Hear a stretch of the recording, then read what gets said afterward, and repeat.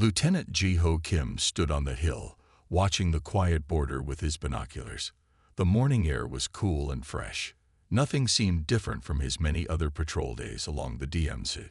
His fellow soldiers waited by their trucks, drinking coffee and checking their gear. "Another boring day," said Tadawon, leaning against their vehicle. Ji-ho lowered his binoculars and smiled. "Boring is good. Boring means peace." That's when it happened. The sky turned bright orange. At first, Ji-ho thought it was the sun playing tricks. Then he saw them. 5 large metal ships breaking through the clouds. They were smooth and shiny, like giant silver eggs floating down from the sky. "Command, this is Border Team 7, Ji-ho said into his radio, trying to keep his voice steady. "We have unusual air activity. Please advise." Static answered him. All communications were down. "Everyone, battle positions," Ji-ho ordered. His 12 soldiers moved quickly, taking cover and aiming their weapons at the sky. Not that their guns would do much good against whatever was coming down. The largest ship landed in the empty field half a mile away. The ground shook under their feet. Birds flew away from nearby trees in panic. The other ships stayed in the air, circling slowly. A door opened in the side of the landed ship. Ji-ho raised his binoculars again. He could see tall figures walking out. They stood on 2 legs like humans, but were at least 7 feet tall. Their skin was pale blue, and they wore black armor that seemed to shine with its own light. "Hold your fire," Ji-ho said to his soldiers. "We don't know if they're friendly." The aliens stopped about 50 yards from their ship. One stepped forward and raised some kind of device to its mouth area. A booming voice came from it, speaking words no one understood. Ji-ho stepped out from behind his cover, hands raised to show he was peaceful. "We don't understand you," he called out. "We come in peace." The alien leader tilted its head, like it was confused. Then it pointed at Ji-ho and spoke to the others. They all pulled out what looked like rifles from their backs. "Take cover," Ji-ho yelled, diving behind his truck. Bright blue beams shot out from the alien weapons. One hit the truck, melting a hole right through the metal. Another beam hit the ground near Taiwan, turning the dirt to glass. "Return fire," Ji-ho ordered. His soldiers began shooting. The aliens seemed surprised by the gunfire. 2 of them fell back. But then they adjusted their aim and fired directly at the soldiers. Ji-ho felt a beam hit his arm. He expected pain, burning, maybe death. But all he felt was warmth, like standing in the sun on a summer day. He looked down at his arm in shock. His uniform sleeve had a small burn mark, but his skin underneath was fine. "They can't hurt us," he shouted in amazement. "Their weapons don't work on humans." To test his theory, Ji-ho stepped out from behind the truck. A blue beam hit him square in the chest. Again, just warmth, no pain. His uniform smoked a little, but he was unhurt. The aliens fired more desperately now. Beams hit Ji-ho and his soldiers, but no one fell. The humans looked at each other in disbelief, then at the aliens who seemed just as confused. "Hold your fire," Ji-ho told his soldiers. "Let them see we can't be hurt." The alien leader made an angry sound. It spoke into a device on its wrist. Suddenly, all 5 ships lit up with bright lights. The aliens backed away toward their ship. "They're retreating," Ji-ho said. "But they'll be back. And next time, they'll bring something that can hurt us." As the ships rose into the sky, Ji-ho picked up his radio. It was working again. "Command, this is Border Team 7. We've made first contact with aliens." He paused, looking at his unharmed arm where the beam had hit. "And sir, you won't believe what I'm about to tell you." Dr. Sunmay Park frowned at the skin sample under her microscope. The lab around her was busy with people in white coats rushing back and forth. 3 days had passed since the aliens attacked, and the world was in a panic. "This doesn't make sense," she said, looking up from her work. Her assistant, Chunho, handed her a cup of coffee. What doesn't make sense? He asked. Sun Mi pointed at the screen showing the magnified skin cells. Look at these cells. They're from Lieutenant Kim, who was hit directly by an alien laser. There's almost no damage. The door to the lab opened, and Lieutenant Ji-ho Kim himself walked in. He looked tired but healthy. Behind him came General Da-jung, head of the Military Science Division. Dr. Park, the general said with a nod. Have you found anything? Sun Mi stood up and gestured to the chairs around her desk. Please sit. I found something strange, but I don't fully understand it yet. She tapped on her computer, and a large screen on the wall lit up with images of cells. These are normal human skin cells, she said, pointing to the first image. And these are Lieutenant Kim's cells after being hit by the alien laser. The general leaned forward, squinting at the screen. They look the same to me. Exactly, Sun Mi said. They should be damaged, burned, destroyed. But they're fine. It's like the laser energy just disappeared. Ji-ho touched his arm where the laser had hit. It felt warm, like sunshine. Nothing more. Sun Mi nodded. We've tested the alien weapons on different materials. They burn through metal, wood, plastic, everything except human tissue. She clicked to another image. Look at this. When we fire the laser at human skin, the energy seems to be absorbed and then somehow dispersed throughout the cells. Like a heat sink? The general asked. Sort of, but more complex. Sun Mi showed another slide. We found an unusual protein in human cells that we've never noticed before. It's in everyone we've tested. People from all over the world, all ages, all backgrounds. Jun-ho spoke up. We're calling it reflectin because it seems to reflect and redistribute the energy from the lasers. Where did this protein come from? Ji-ho asked. Why haven't we noticed it before? Sun Mi shook her head. That's the big mystery. It seems to serve no purpose in our bodies. It doesn't help us digest food or fight disease. It's just there. Like our bodies were designed to resist these specific weapons. The room fell silent as everyone considered this. Could it be a coincidence? The general finally asked. The chances are almost zero, Sun Mi replied. This protein perfectly counters the exact frequency of the alien lasers. It's like finding a key that fits a lock you've never seen before. Ji-ho stood and walked to the window. Outside, military vehicles raced across the university campus. In the distance, smoke rose from the city where alien ships had attacked that morning. The aliens are attacking major cities now, he said quietly. Their lasers don't hurt us, but their ships are destroying buildings, roads, power plants. The general nodded grimly. We need to use this advantage somehow. Dr. Park, can we make weapons or shields based on this protein? Sun Mi thought for a moment. Maybe. We need more time to study it. But there's something else. She hesitated. What is it? The general pressed. We tested other animals. Dogs, cats, monkeys. None of them have this protein. Only humans. She looked each person in the eye. Whatever this is, it's unique to humans. And I don't think it evolved naturally. What are you saying? Ji-ho asked. I'm saying, Sun Mi replied slowly, that someone or something might have put this protein in our bodies. Someone who knew these aliens and their weapons would come someday. Outside, the sky flashed as more alien ships entered the atmosphere. The war was just beginning, but humans had a mysterious advantage no one could explain. General Rock stood at the large window of the command ship, looking down at the blue and green planet below. His tall blue body was rigid with anger. Behind him, 5 other Teru commanders waited nervously. 12 worlds, Rock said, his voice low and dangerous. We have conquered 12 worlds with our weapons. No species has ever resisted our lasers. Until now. Commander De, the oldest and wisest of the group, stepped forward. The humans are different, General. Our scans show they are physically weaker than us. Their technology is primitive, but their bodies somehow absorb our laser energy.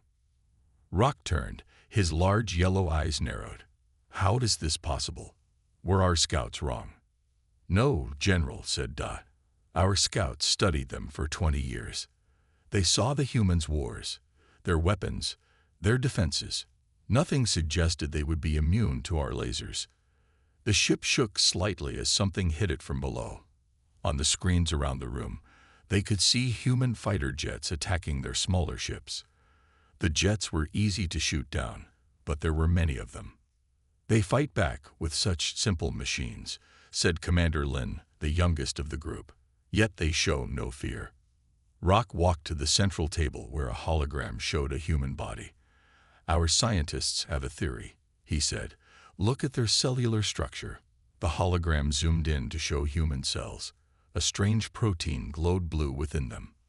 This protein, Rock continued, is not found in any other species on their planet. It seems designed specifically to counter our laser frequency. Designed? Asked Lin. By whom? The humans could not have known about us. Day touched the hologram, rotating it slowly. Perhaps they evolved alongside a predator that used similar energy attacks. Or perhaps what? Rock demanded. Perhaps they were prepared for us, Day said quietly, by someone else. The room fell silent. All Teru knew the legends of the first ones, the ancient species that had explored the galaxy long before any current civilization arose. What do you suggest, Commander Da? Rock finally asked. We have two options, Day replied. Retreat and develop new weapons, or continue using conventional means. Bombs, projectiles, physical force. Lin stepped forward eagerly. We should capture some humans. Study them. Learn how their immunity works and how to overcome it. Rock considered this. Their invasion was not going as planned. The Teru High Council expected a quick victory, as with all previous conquests. Failure was not an option. Both, Rock decided. We will continue attacks using physical weapons, but we will also capture humans for study. He turned to Lin. You will lead a special team. Take a small ship. Find isolated humans. Bring them back alive and unharmed. Lin bowed, pleased with the assignment. What if we discover that we cannot overcome their immunity? Asked another commander. Rock's face hardened. Then we will use their weakness against them. They care about their buildings, their cities, their planet. We will destroy these things until they surrender. Day looked troubled. General, in all our conquests, we have followed the code of battle. We take worlds with minimal destruction. The code assumes our weapons work as intended, Rock replied coldly. These humans have changed the rules of war. He pointed to the planet below. Look at them. They are violent, divided, primitive, yet they resist us. This cannot stand. On the screens, they watched as human armies gathered. The armies had no chance against Teru ships, but they kept coming, undeterred by the destruction around them. There is something else to consider, Day said quietly. If humans were indeed prepared for our arrival by some ancient power, we may be facing more than just these primitives. We may be stepping into a trap laid long ago. Rock waved this concern away. Legends and myths. We deal in reality. He turned to his commanders. Lin, prepare your capture mission. The rest of you, plan the next wave of attacks. Target their power sources and water supplies. Let's see how immune they are to thirst and cold. As the commanders left, Dai lingered. Be careful, General, he warned. There is something strange about these humans, something we do not yet understand. Rock just stared at the blue planet, his mind filled with plans for conquest, refusing to consider defeat. The night was dark and quiet. Lieutenant Ji-Ho Kim and Sergeant Hyun-woo Lee moved slowly through the forest. 3 weeks had passed since the aliens first appeared. Now small groups of soldiers were sent out each night to watch alien movements and report back. Something's happening at the alien camp, Hyun-woo whispered, pointing ahead. Through their night vision goggles, they could see a small alien ship landing in a clearing. It was much smaller than the big ships that attacked cities. This one was about the size of a bus. "Let's get closer," Jai-Ho said. They crept forward, staying low in the tall grass. The ship's door opened. 4 Teru aliens stepped out, each holding strange devices. They seemed to be scanning the area. Jai-Ho touched his radio. "Base, this is Scout Team 3. Small alien ship spotted in Sector 7. 4 aliens on foot. Appears to be a search party. Please advise." The radio crackled. "Scout Team 3, gather information only. Do not engage. Repeat, do not engage." "Understood," Jai-Ho replied. He signaled to Hyunwoo to move to a better watching position. As they shifted position, Hyunwoo's foot snapped a dry branch. The sound was small, but the aliens all turned their heads at once. One pointed a scanner in their direction. "They heard us," Jai-Ho whispered. "Back away slowly." But it was too late. The aliens moved with surprising speed, spreading out to surround them. One fired a net from a launcher. It wrapped around Hyunwoo, sending him to the ground. Jai-Ho raised his rifle and fired. The bullet hit one alien in the shoulder. The creature stumbled but didn't fall. The aliens were tougher than they looked. Something hit Jai-Ho from behind. His body went numb, and he fell. The last thing he saw was an alien standing over him, its yellow eyes blinking slowly. Jai-Ho woke up strapped to a metal table. The room around him was bright white, with strange machines along the walls. Hyunwoo was on another table next to him. "You're awake," Hyunwoo said. His face had a small cut, but otherwise he looked unhurt. "Where are we?" Jai-Ho asked, testing the straps. They were tight but not painful. "Their ship, I think. We've been here about 2 hours. They took blood samples and skin scrapings." Hyunwoo nodded toward his arm, which had a small bandage. The door slid open. 2 Teru aliens entered. One was taller than the other and wore a red symbol on its chest. This one came to Jai-Ho and spoke. To his surprise, the words were in broken Korean. "Human. Why? Not hurt?" the alien asked, touching Jai-Ho's arm where a laser had hit him during their capture. The bird mark on his uniform was clear, but his skin underneath was fine. "I don't know," Jai-Ho answered truthfully. "Our scientists are studying it." The alien made a sound like clicking teeth. It seemed frustrated. It picked up a small laser device and pointed it at Jai-Ho's hand. A beam of blue light hit his skin. It felt warm, but caused no pain. The alien increased the power. The warmth grew hotter, almost uncomfortable, but still no damage appeared on Jai-Ho's skin. The second alien came forward. It placed a metal tool on the table. The tool looked sharp. The message was clear. If lasers wouldn't hurt humans, they would try other methods. While the aliens were focused on the tools, Jai-Ho noticed something important. The straps holding him down were designed for Teru wrists, which were thinner than human wrists. If he flexed his hand just right, the ship suddenly shook. Alarms sounded. The aliens looked at each other, then hurried from the room. "What's happening?" Hyunwoo asked. "Don't know, don't care," Jai-Ho replied. He twisted his wrist hard and felt the strap loosen. But this might be our only chance. With a final pull, his hand came free. He quickly undid his other straps, then freed Hyunwoo.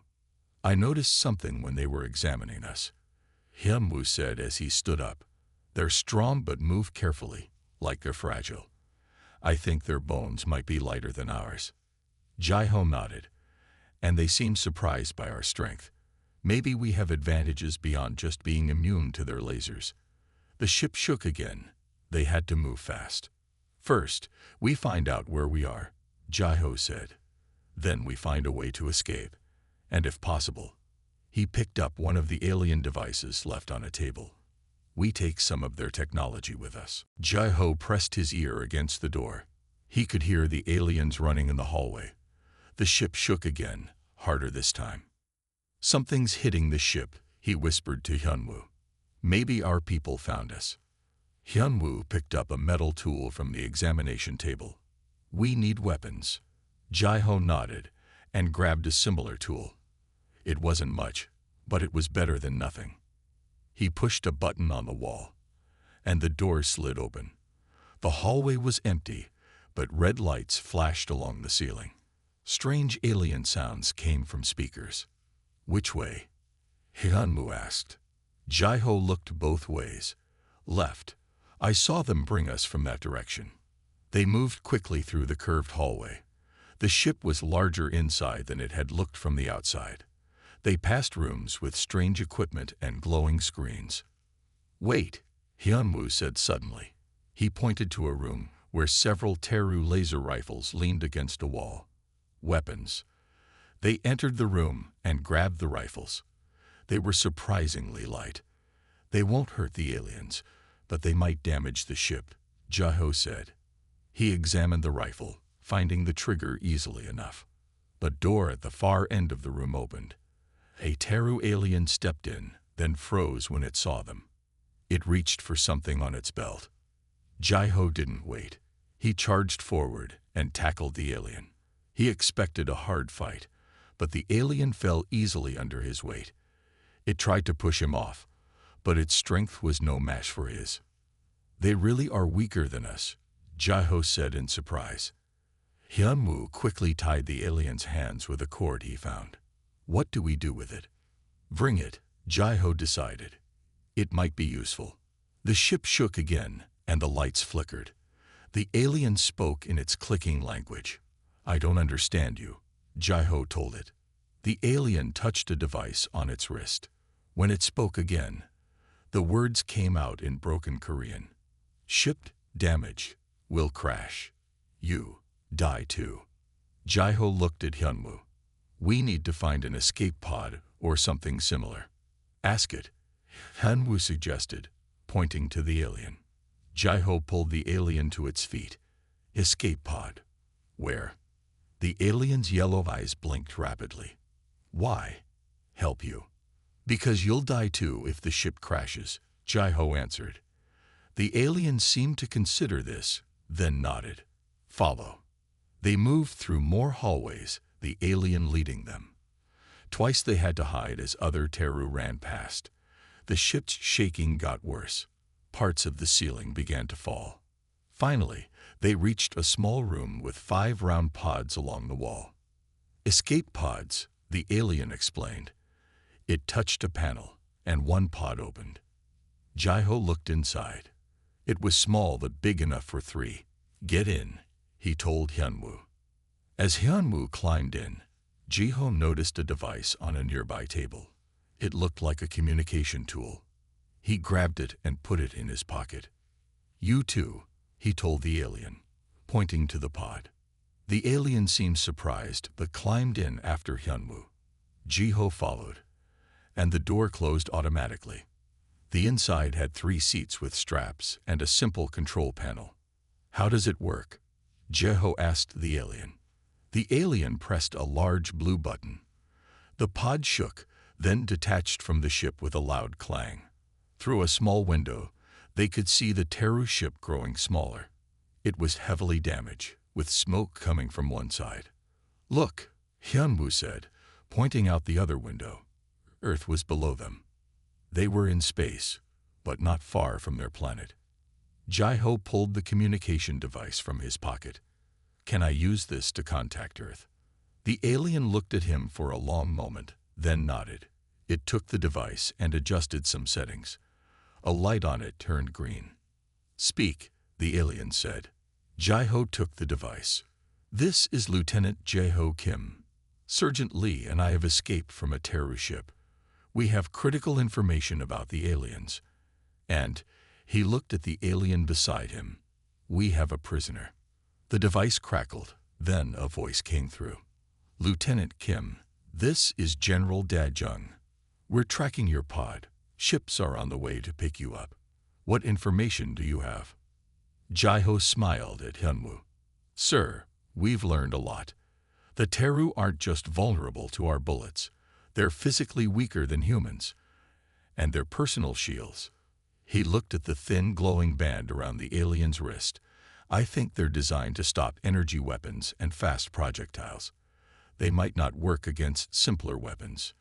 The alien looked at Jaho with new respect and fear in its yellow eyes. The humans now had information that could change the war, and Jaho knew they would use it well. Dr. Sunmay Park stared at the alien device on her lab table. It was one of several items Jaho and Hyunwoo had brought back from their escape. The Teru prisoner they captured was now in a special facility, helping them understand alien technology. Amazing, she said, touching the smooth surface of what they now knew was a communication device. Their technology is advanced, but not as complex as we feared. General Min Ji-kang stood nearby, arms crossed. She was a small woman, but her presence filled the room. The top military leaders from around the world had put her in charge of the counterattack plan. Can we use any of this against them? Minji asked. Sunmay nodded excitedly. Yes. Look at this. She picked up a small scanner and waved it over her head. A screen on the wall showed colorful patterns.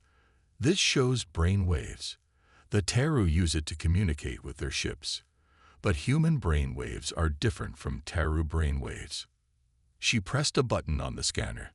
The patterns on the screen changed, becoming jumbled and broken. When amplified through their own devices, our brain waves can interfere with their communications. We can jam their signals. Minji smiled for the first time in days. That's good news. What else? Sunlay walked to another table where a Teru personal shield device lay. Their shields are designed to stop energy weapons and high-speed projectiles. But she picked up a simple wooden arrow. They can't stop slower objects like arrows or spears. So our most advanced weapons won't work, but ancient ones will. Minji asked, raising an eyebrow. Exactly, Sunmai replied. Sometimes old is better than new. The door opened, and Jiho walked in. He looked better after a few days of rest. Behind him came the world's top weapons designer, Hong-Gai Kim. We've been testing the laser rifles, Hong-Gai said. They don't hurt humans, but they can damage equipment and buildings. We've found a way to modify them to work with our systems. Minji nodded. Good. And what about our special advantage? Jiho stepped forward. The reflectin protein in our bodies doesn't just protect us from their lasers. Dr. Park found that it can amplify certain signals. He picked up a modified alien device. We call this Operation Soundwave. When we wear these devices, they turn our natural immunity into a weapon. Sunmai explained further. The devices take the energy our bodies absorb from their lasers and convert it into a signal that disrupts Teru technology. The more they shoot at us, the stronger our disruption becomes. Minji walked to a large map on the wall. It showed alien ship positions around the world. We need to test this in battle, she said. A small operation first. Hong-Gai spread out several papers on the table. Meanwhile, we've sent instructions to factories worldwide. They're switching from making guns to making bows, crossbows, and other simple weapons that can get past Teru shields. What about their big ships? Jiho asked. Even if we can fight the Teru on the ground, their ships can still bomb us from above. Sunmi smiled. That's where this comes in. She pressed a button, and a hologram appeared showing a large device.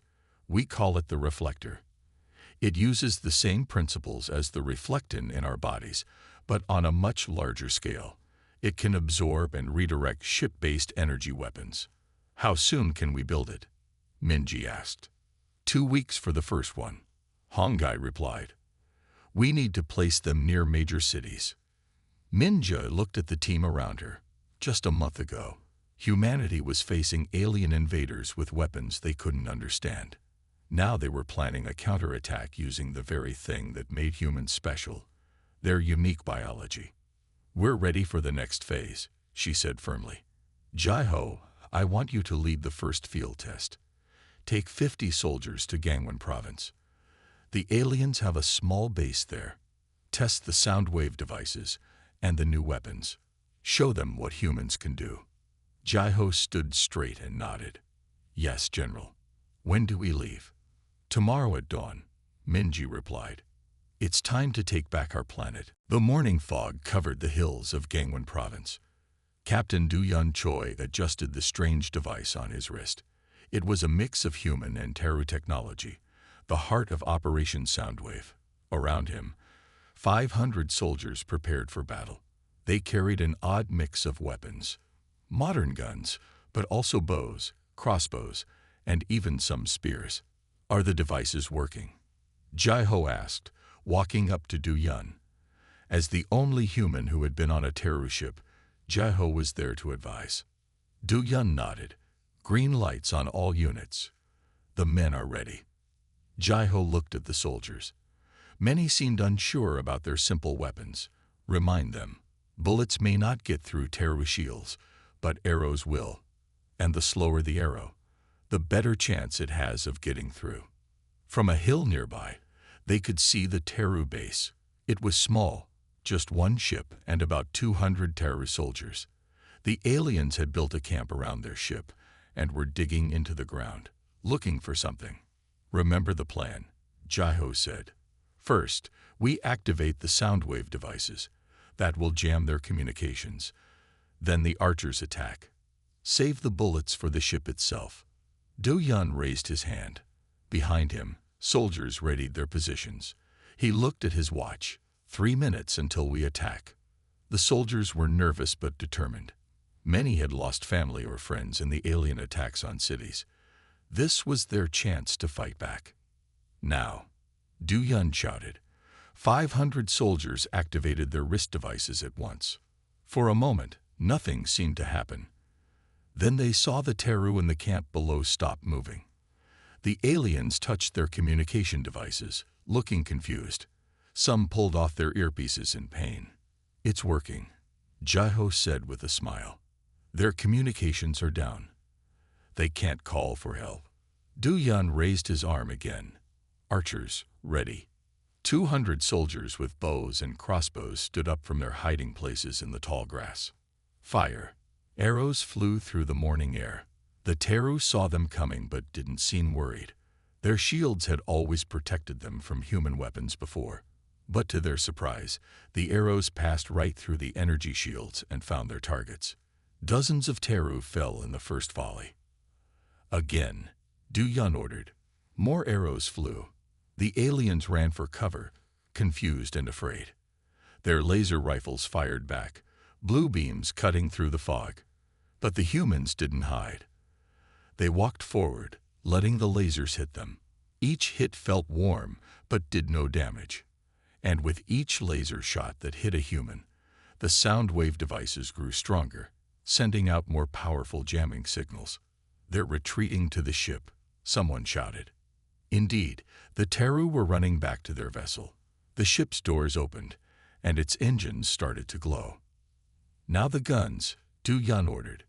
Aim for the engines. Bullets flew toward the ship. Most bounced off its shields, but a few found weak spots where the sound wave jamming had disrupted the ship's defenses. Smoke began to rise from one engine. The ship tried to lift off, wobbling in the air. It rose about 50 feet, then fell back to the ground with a crash. The door opened again, and Teru ran out, hands raised in surrender. Jai-Ho couldn't believe his eyes. They had done it. Defeated a Teru force with minimal casualties. He looked at the surrendering aliens and realized something important. They can't see us very well, he said to Du-Yun. Look how they're squinting. It was true. The Teru were looking around nervously, their large yellow eyes blinking rapidly in the morning light. Dr. Park mentioned this, Du-Yun replied. Their vision is different from ours. They see energy patterns better than physical objects. That's why our camouflage works so well against them. Jai-Ho watched as human soldiers rounded up the Teru prisoners. This battle was small, but it proved that humans could win. They had turned their biological differences into advantages. The Teru's advanced technology was no match for human adaptability. As the sun broke through the fog, lighting up the battlefield, Jeho activated his radio. General Minji, this is Lieutenant Kim. Gangwon Province is secure. The battle is over. We have prisoners and an intact alien ship. Mission successful. The radio crackled, and Minji's voice came through, clear and strong. Well done, Lieutenant. The first victory is ours. Many more will follow. 2 months after the Battle of Gangwon Province, much had changed. Humans had won more battles against the Taru. The aliens had lost 5 large ships and hundreds of soldiers. Their attacks on Earth were less frequent now. Ambassador Jun Seo Park waited in a large room at the United Nations building in New York. The room had been specially prepared for this meeting. The lights were dimmer than normal, more comfortable for Taru eyes. The temperature was cooler, matching the climate of the Taru homeworld. Jun Seo straightened his tie. Before the invasion, he had been a university professor specializing in international relations. Now he was Earth's chief negotiator with an alien species. The door opened. 3 Taru entered, led by Commander Da. They were taller than humans, with blue skin and large yellow eyes. They wore no weapons. Behind them came Dr. Sunmei Park and Lieutenant Jeho Kim. Welcome to Earth, Jun Seo said, bowing slightly. We appreciate your willingness to talk. Commander Da bowed in return, having learned this human custom. When he spoke, his words came through a translator device. We come seeking understanding, not more war. They all sat at a round table. Jun Seo noticed that the Taru moved carefully, still not fully comfortable with Earth's gravity. Our scans show your ships are pulling back from Earth orbit, Jun Seo said. Is this a sign of your intentions? Da nodded. Yes. The High Council has ordered all attack operations to stop. We seek a peaceful resolution. Sunmei leaned forward. Commander, we have questions that need answers. Why did you attack us in the first place? And why are humans immune to your weapons? Da looked at his fellow Taru, then back at the humans. We were told Earth was rich in resources we need. We were told humans were primitive and would surrender quickly. He paused. We were missiled. Missiled by whom? Jeho asked. The Galactic Council, Da replied. They control much of our section of the galaxy. They gave us the coordinates for Earth. They told us it would be an easy conquest. The humans exchanged surprised looks.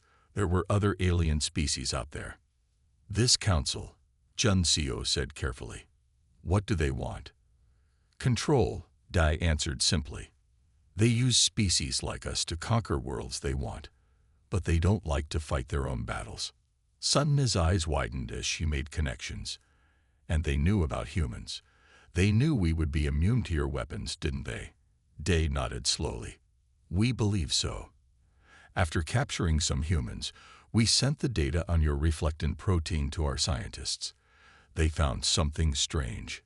He touched a device on the table, and a hologram appeared showing DNA patterns. This protein in your bodies is not natural, Dad explained. It was engineered, placed there by advanced genetic methods thousands of years ago. The room fell silent as the humans processed this information. You're saying someone changed our ancestors? Jeho asked. Who? Why? We don't know who, Da replied. But we have a theory about why. He showed another hologram, this one of the galaxy. The Council has ruled for 10,000 years. But there are legends of those who came before, ancient travelers who seeded many worlds with life. Jun Seo understood. And these ancients might have modified humans to resist the Council's weapons. Yes, Da said. The Council has feared Earth for centuries. They monitor your world, but never approach it. When humans began developing space technology, they grew more concerned. So they sent you to do their dirty work, Jeho said angrily. Da lowered his head in shame. Yes, we were their tools, used to test Earth's defenses. But now we see the truth. And what is the truth? Jun Seo asked. That the Council fears you for good reason, Da replied. Humans are physically stronger than many species. You adapt quickly. And you have this built-in protection against energy weapons. He looked at each human in turn. You were designed to resist them, perhaps even to one day challenge them.